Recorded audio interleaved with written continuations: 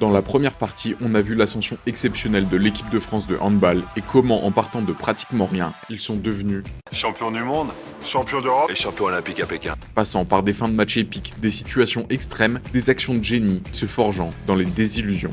En 2011, cette équipe que l'on surnomme les experts est alors en possession du triptyque Euro, Mondial, JO et semble intouchable. Peuvent-ils rester au sommet alors qu'arrivent en 2012 de nouveaux Jeux Olympiques ? En handball masculin, 6 mois avant les Jeux Olympiques, il y a les championnats d'Europe.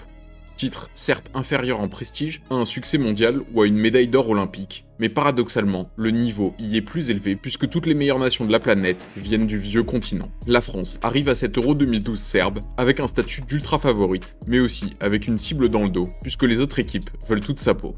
Les experts, pourtant au grand complet, mais pas au top de leur niveau, vont vite le comprendre, en concédant 3 défaites, notamment face à l'Espagne et la Croatie, ne finissant ainsi que 11e de la compétition. Un véritable coup d'arrêt pour cette équipe qui avait toujours atteint le dernier carré de toutes les compétitions majeures depuis les Jeux Olympiques 2004. Cette contre-performance a de quoi inquiéter à 6 mois des Jeux Olympiques de Londres. Ça veut dire quoi? Ça veut dire qu'il y a un petit peu de suffisance parce qu'on est champion de tout? Ou ça veut dire qu'on a un peu trop de pression parce qu'on se dit qu'un jour ça va s'arrêter? Vous analysez ça comment finalement? C'est un peu de tout ce que tu viens de dire là. Cette contre-performance est assez difficile à analyser, tant l'équipe a été dépassée dans tous les compartiments du jeu. Son leader, Nikola Karabatic, est particulièrement passé au travers. On se demande alors s'il s'agit d'un simple accident de parcours ou d'une réelle fin de cycle pour cette équipe.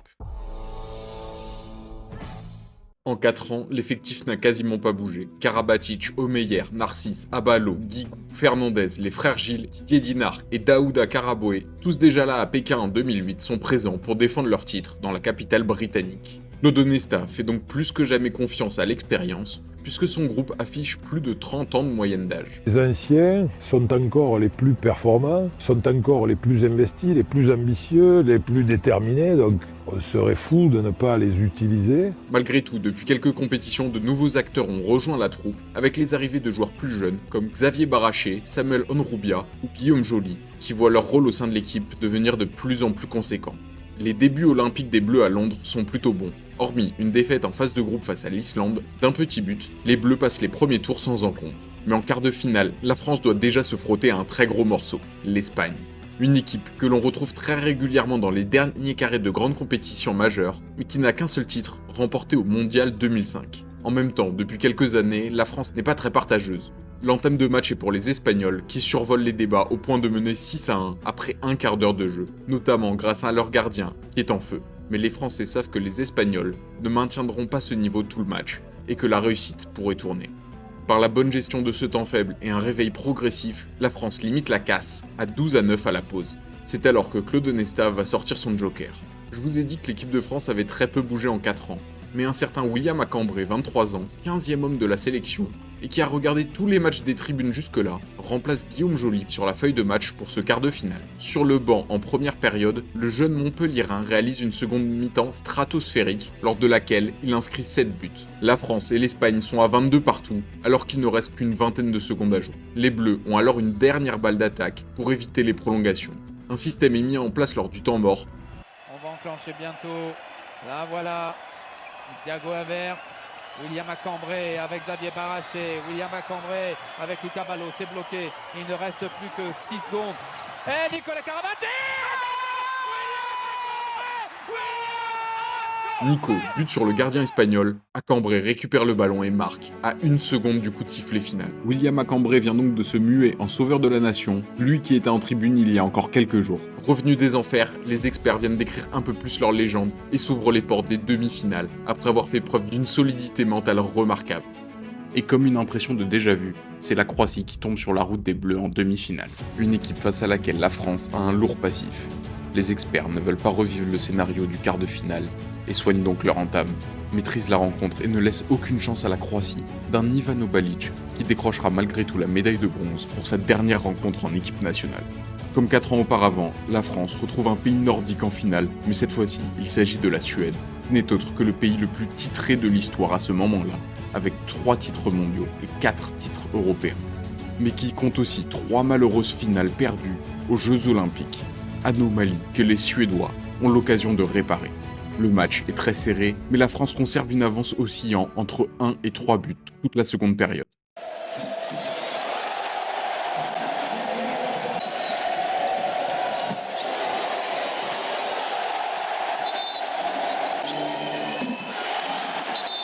Les deux équipes sont encore au coude à coude à la dernière minute.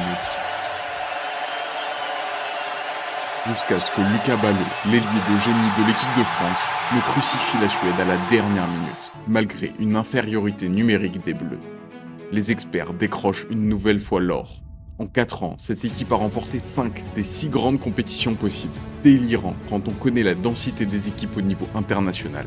Et malgré ces nombreux succès, les joueurs français ne manquent pas d'imagination pour les célébrer. Avec deux des experts, effectivement, pas les plus discrets de la soirée, Nikola Karabatic et Xavier Baraché. Bon, je vais faire ce que je peux. On va essayer de faire une vraie interview. Je vais la faire de profil alors. Dépassant parfois même les limites, comme sur le plateau de l'Équipe TV. Une forme de revanche face à la presse qui n'a pas toujours été tendre avec eux, notamment lors de leurs échecs. Niveau distinction, Daniel Narcisse, meilleur buteur français au JO, reçoit même la récompense de joueur de l'année 2012, alors que Nikola Karabatic a semblé plus en difficulté. Ce tournoi n'était clairement pas son meilleur avec l'équipe de France, et pour certains, c'est lié à une certaine affaire. Le Mondial 2013 se joue dans un contexte particulier pour l'équipe de France, dont le joueur le plus emblématique Nikola Karabatic est enlisé dans l'affaire des paris truqués, qui fait grand bruit en France. Les frères Gilles sont absents et ne rejoueront plus de grandes compétitions internationales, mais la colonne vertébrale de l'équipe est bien présente. Valentin Porte, 22 ans, capable de jouer ailier et arrière, débarque avec les Bleus. Plombé par le contexte, la France, pourtant double tenante du titre, se fait sévèrement sortir dès les quarts de finale par son meilleur ennemi, évidemment la Croatie, qui ne pouvait pas rater une si belle occasion. En fait, c'est un nouveau cycle qui commence pour les Bleus, surtout que Didier Dinard, le roc défensif, prend sa retraite et intègre le staff de l'équipe de France. Pour remplacer Didier Dinard au poste de pivot et patron de la défense, le staff appelle Luka Karabatic, qui n'est autre que le petit frère de Nicolas. Bon, pas si petit je le reconnais, puisqu'il culmine à 2,02 m. Thierry Omeyer est toujours là, mais partage désormais son temps de jeu avec Cyril Dumoulin et Vincent Gérard, alors que son historique numéro 2, Daouda Karaboué, s'est retiré. D'autres nouveaux comme Mathieu Gréby ou Olivier Ignokas font également leur apparition dans le groupe sur les lignes arrière. Après de solides premiers tours, une nouvelle affiche France-Espagne se profile. Un peu comme au JO 2012, les Espagnols basculent en tête à la pause, mais explosent en deuxième mi-temps face au duo Valentin Porte-Lucas Ballot, auteur de 15 des 30 buts français. La France retrouve en finale le Danemark, dans un remake de la finale du Mondial 2011, remportée par les Bleus. Les Danois ont un réel motif d'espoir, car ils ont tout gagné jusque-là et évoluent à domicile. Plus on va les amener à une sensation d'inquiétude, plus ils vont avoir le sentiment de ne pas être à la hauteur et de risquer de gâcher la fête, plus cette pression, cette présence du public va devenir un poids. C'est une démonstration, voilà, un cours de handball. Ils sont pétrifiés les Danois, pétrifiés. Guigou, allez, tentative de la copain. Oh ça, c'est phénoménal. Il n'y a qu'un silence rouge et blanc des Français qui sont... Devant 14 000 spectateurs, les Bleus vont éteindre tout suspense en à peine plus d'un quart d'heure. 13-4, après 17 minutes de jeu, la messe est dite. 41-32 score final, les Danois sont sonnés. Les Français retrouvent leur couronne européenne. La France se spécialise encore un peu plus dans le rôle de l'antagoniste qui vous gâche une fête à la maison. Car oui, cette équipe a développé au fil des années une capacité à être hermétique à la pression et à performer dans les salles les plus hostiles.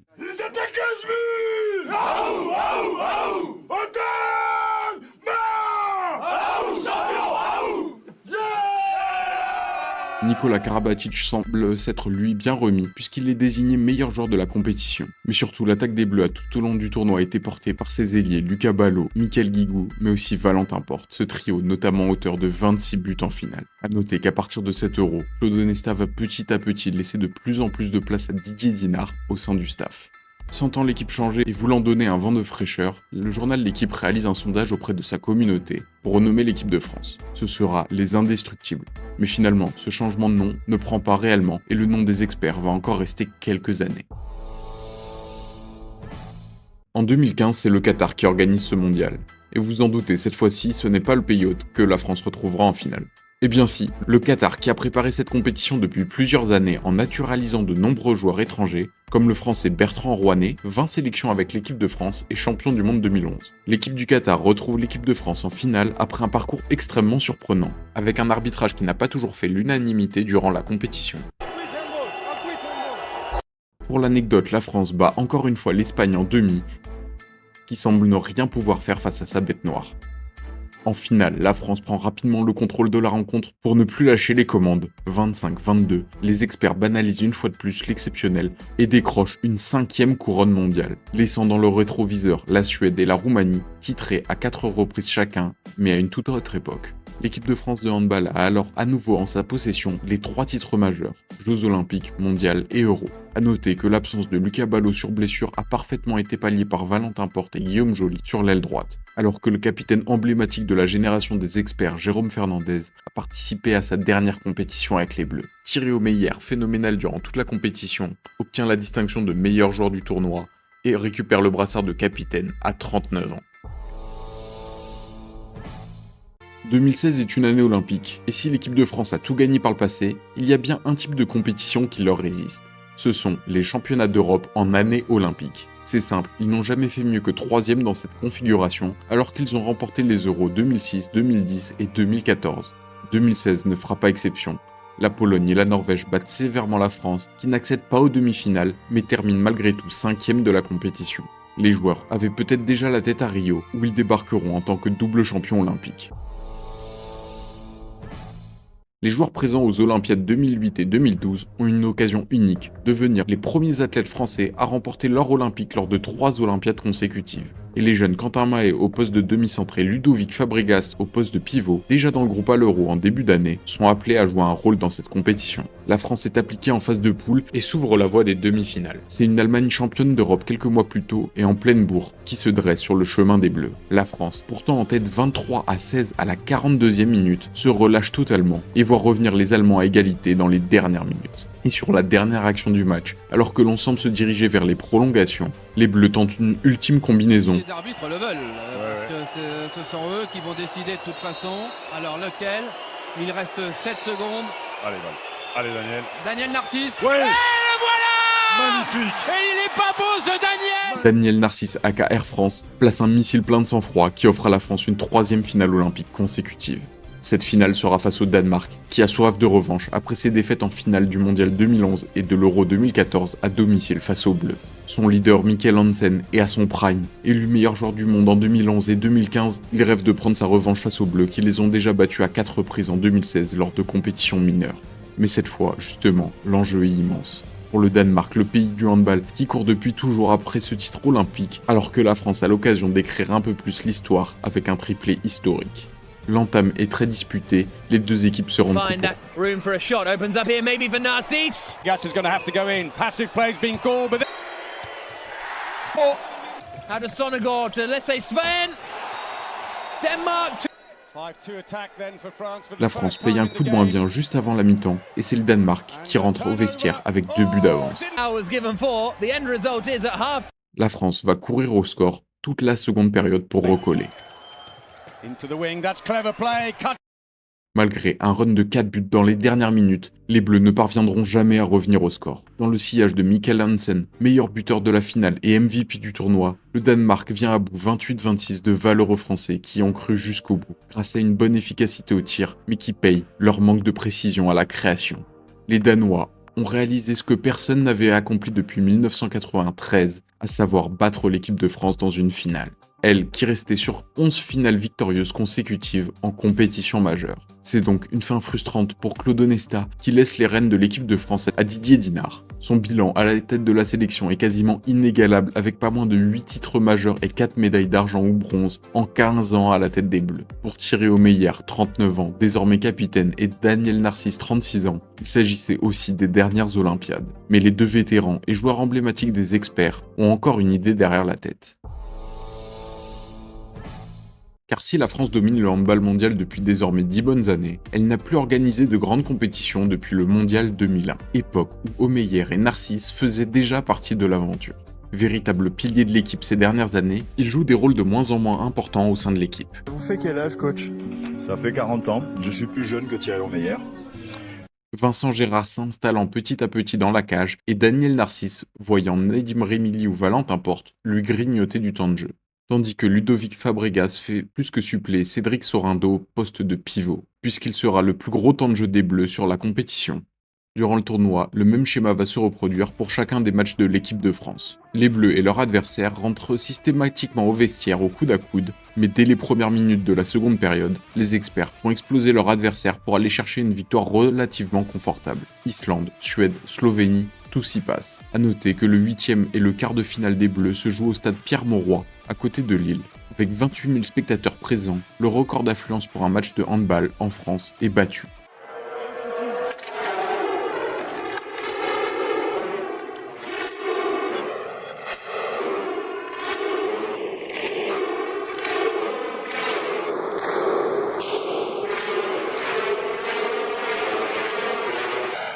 La finale a elle bien lieu à l'Accor Arena de Bercy face à la Norvège.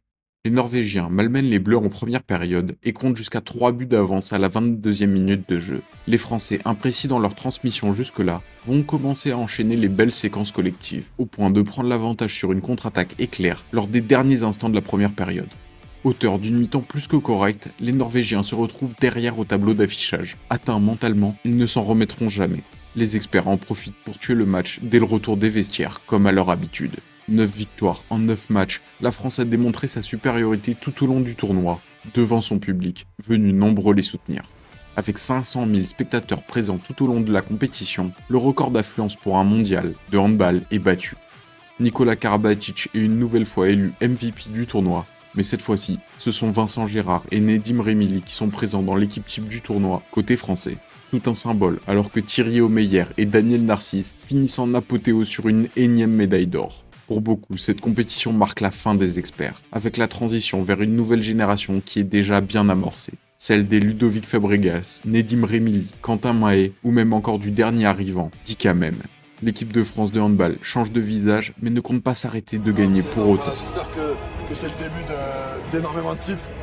Ça va être dur parce qu'ils ont mis la barre très haute quand même, les anciens, mais les cas de notre équipe. Mais en tout cas, voilà, j'espère vraiment qu'on va continuer à grandir et qu'on va continuer à gagner des titres parce qu'on a les joueurs pour et même encore les jeunes qui arrivent. On a vraiment, encore une fois, je me répète, on a les crocs, on a envie de gagner, on a envie de prouver qu'on est la relève de cette équipe et qu'on peut gagner autant qu'eux. Surtout que les inoxydables Lucas Ballot, Michael Guigou et Nikola Karabatic comptent bien encore apporter à l'équipe pour quelques compétitions. Je ne sais pas pour vous, mais en tant que supporter de l'équipe de France de handball, j'avais ce sentiment que cette équipe était invincible. Elle dégageait une sérénité, une force, qui même lorsqu'elle était engagée dans les situations les plus complexes, donnait un sentiment de maîtrise à tous les suiveurs. Les mecs étaient tellement forts qu'à chaque début de compétition, on se disait qu'ils allaient gagner, banalisant presque les nouveaux titres. Et c'est finalement à travers leurs défaites qu'on se rendit réellement compte d'à quel point leur accomplissement était immense et demandait d'énormes efforts pour être obtenu. On se souviendra des experts comme une équipe qui a marqué l'histoire du handball par ses succès sur une période anormalement longue pour du sport de très haut niveau. Car comme de nombreux champions et athlètes le rapportent, le plus difficile n'est pas d'atteindre le sommet, mais bien d'y rester. Dans cette quête, en plus de ses qualités managériales, on peut saluer les choix de Claude Onesta qui ont permis d'insuffler du sang neuf au sein du groupe lorsque nécessaire, avec un savant dosage, permettant ainsi de conserver cette soif de victoire aussi longtemps que possible, tout en disposant d'un groupe expérimenté qui connaissait parfaitement son mode de fonctionnement. Évidemment, le large vivier de joueurs français de talent a facilité cette tâche, car le handball, avec ses désormais 450 000 licenciés, est actuellement le 6e sport avec le plus de pratiquants en France, et se situant au 2e rang mondial, seulement devancé par l'Allemagne. Difficile de ne pas y voir l'influence de l'équipe de France de handball, car depuis 2000, le nombre de licenciés a quasiment doublé, et parmi eux de nombreux jeunes qui ne rêvent que de marcher sur les pas de leurs idoles. On peut aussi rappeler que l'équipe de France féminine a obtenu d'excellents résultats depuis 20 ans, avec un titre de championne d'Europe, 3 titres de championne du monde, et une médaille d'or olympique à Tokyo, lors d'un doublé historique avec les hommes. Si vous êtes arrivé jusque-là, c'est que j'imagine que la vidéo vous a plu. Je vous invite donc à liker, à vous abonner pour ne pas rater les prochaines. N'hésitez pas à me donner votre avis sur cette vidéo en commentaire. Dites-moi aussi qui était votre chouchou parmi les experts. Personnellement, c'était Lucas Ballot, pour son style acrobatique qui le rendait hyper spectaculaire. Forcément, pour un sujet aussi vaste, je n'ai pas pu parler de tous les joueurs et tous les membres du staff qui ont participé au succès des experts, mais évidemment, on ne les oublie pas. Je vous remercie encore une fois, et à bientôt.